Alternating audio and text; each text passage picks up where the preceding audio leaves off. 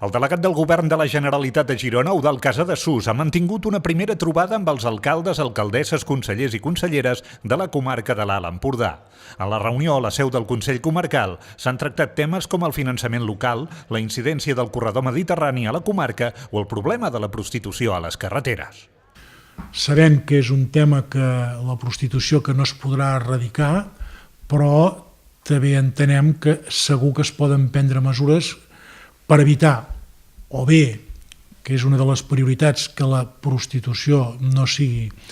en els espais públics i en les carreteres, i dos, que no ens trobem com passa ara, que aquí a la Jonquera, per exemple, hi hagi el prostíbul més gran d'Europa. Sobre el corredor mediterrani, el govern català defensa Portbou com una excel·lent línia de mercaderies.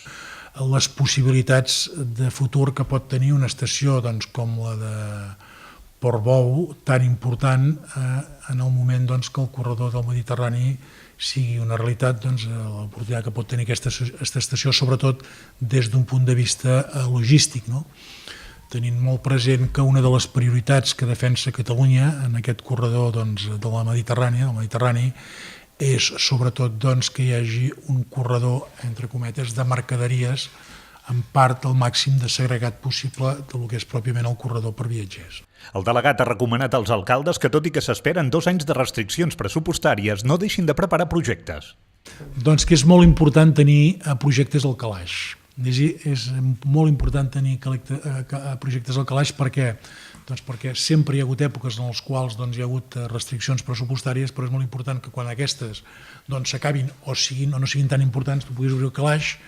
i tinguis projectes allà per això dir, miri, aquí el tinc. Crec que això és bàsic. Un govern ha de tenir sempre projectes a punt i per tant amb els projectes ja no valen tants diners com les inversions